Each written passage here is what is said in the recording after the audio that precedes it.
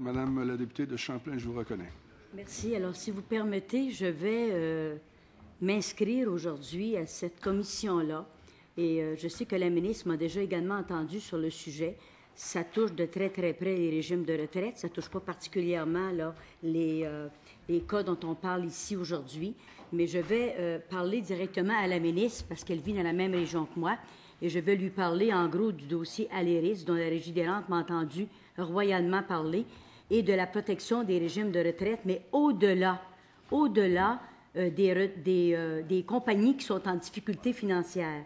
Quand on parle d'Abitibi-Bowater ou qu'on parle des autres, de Nortel ou autres, qui sont des entreprises qui connaissent ou qui ont connu des difficultés financières, quand elles continuent à survivre, je suis toujours d'accord d'aider une entreprise qui a besoin. Ici, c'est la façon de faire, c'est de suspendre leur cotisation dans les régimes de retraite. Je suis capable de vivre avec ça. Mais je nous mets en garde sur la situation que c'est vécu et que vivent encore 350 personnes dans le secteur Cap-de-la-Madeleine qui ont perdu leur emploi et qui se retrouvent avec un 40 de mise de moins dans leur fonds de retraite jusqu'au restant de leur jour, pour ceux qui sont déjà à la retraite particulièrement. Or, qu'est-ce qui arrive dans ce cas-là, dans mes yeux à moi, et peut-être que je n'ai pas le verbe pointu de toute la mécanique qui entoure la Régie des rentes, mais au-delà de ça, il y a des gens qui ont fait confiance dans leur entreprise, qui ont même fait confiance à leur syndicat et qui ont accepté de bonne foi qu'on accepte de suspendre, que l'employeur suspende sa cotisation. C'est une suspension. Il devait un jour, alors que ça irait mieux au niveau économique, remettre l'argent. Mais ce qu'ils ont dans la tête, c'est « t'as rien qu'à faire faillite et tu ne remets pas d'argent. Et tu peux partir avec 42 millions, vite fait, bien fait, merci, bonjour. Et quand tu es aux États-Unis et que tu fais en plus faillite aux États-Unis, mettez-vous dans la tête de ces gens-là. Et tout à l'heure, mon collègue le dit très clairement, quelle confiance vont avoir les gens dans l'avenir de cotiser à un fonds de retraite s'il n'est pas assuré que son fonds est garanti.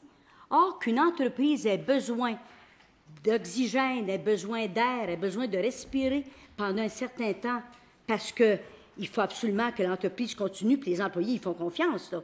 Tout un rapport de confiance. Alors, les employés d'Aléris, les retraités d'Aléris, de bureaux, d'usines ou les employés cadres ont fait confiance et à leur syndicat et à leur entreprise en disant « OK, on va suspendre, on accepte la suspension, puis quand ça va aller mieux, on va remettre.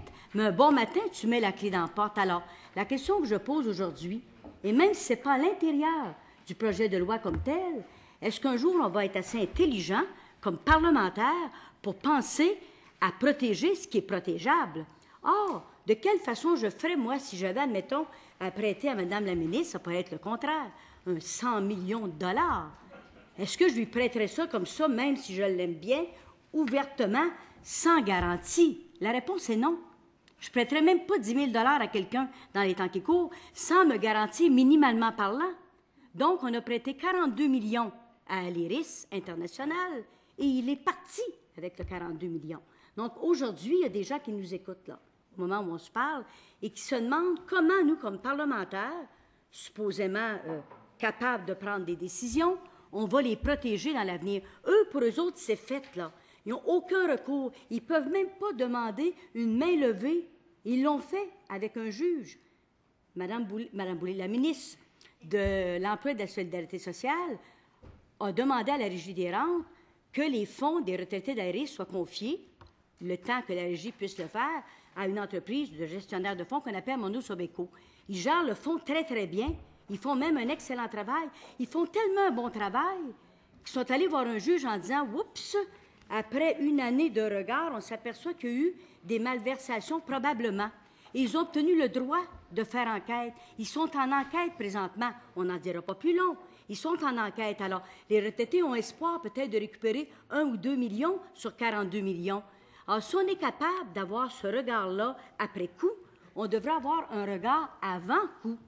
Et si on s'était garanti avec la bâtisse et avec les terrains, on aurait peut-être une vingtaine de millions qu'on pourrait remettre. Alors, est-ce que, et c'est ma question, Monsieur le Président, et c'est la question que je pose à la ministre, est-ce qu'on ne pourrait pas, comme parlementaire, se pencher également, que ce soit dans cette loi-là, une loi future, sur l'importance de protéger des fonds de retraite.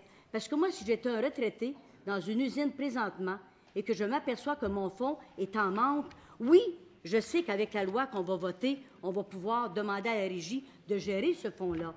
Par contre, ils vont gérer le fonds de ce qui reste du fonds. Ils ne géreront pas le fonds avec le manque à gagner. Alors, je nous pose la question, parce qu'il n'y a pas juste Aléris qui va vivre ça. Abitibi-Powwater, je leur souhaite pas pourrait vivre la même affaire, ou Alcan pourrait vivre la même affaire dans la région de Shawinigan. Alors, protégeons-les, parce que ces gens-là, un jour, ne voudront plus cotiser à leur fonds de retraite. Et si les citoyennes du Québec ne veulent plus cotiser à leur fonds de retraite, bien, ce sont les gouvernements qui auront à leur charge tous les retraités du Québec, parce que les retraités du Québec n'auront plus confiance dans leur fonds de retraite.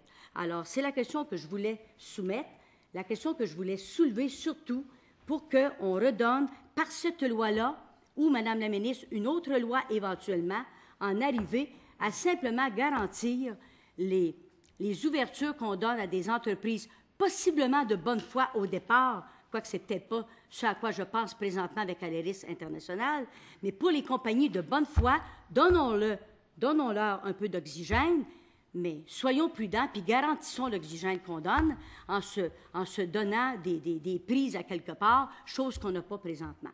Alors, c'est ce que j'avais à dire, Monsieur le Président. Merci beaucoup. Merci à vous, Madame la députée de Champlain, pour vos remarques préliminaires. Y a-t-il d'autres remarques préliminaires? Je vais répondre à ma collègue que j'apprécie beaucoup. Et on la reconnaît avec toute sa passion qui l'enflamme quand elle plaide une cause. Je vais lui dire que dans ce projet de loi, oui, faut que je m'adresse à vous. Hein? Non, oui. Entre autres, là. Excusez-moi. On était dans les remarques préliminaires, mais Okay. je pense que c'est un projet de loi où les parlementaires des deux côtés veulent que ça avance assez rapidement. Alors, j'ai permis à la ministre de répondre aux différentes questions posées par les deux collègues députés, même si je sais que ce n'est pas dans les normes. Monsieur le député d'Arthabasca, vous me rappelez à l'ordre, mais j'ai un consentement tacite, je pense. Okay. Je voulais juste répondre à ma collègue qui est ma voisine. Alors, tout simplement pour lui dire que dans ce projet de loi-là, il n'y aura rien qui peut répondre à vos inquiétudes et à vos interrogations. Mais j'en prends bonne note et j'ai avisé la Régie. On va revenir de toute façon siéger en commission en mars. Alors, on va regarder ce qu'on peut faire à ce niveau-là. Ça va? Oui. Merci.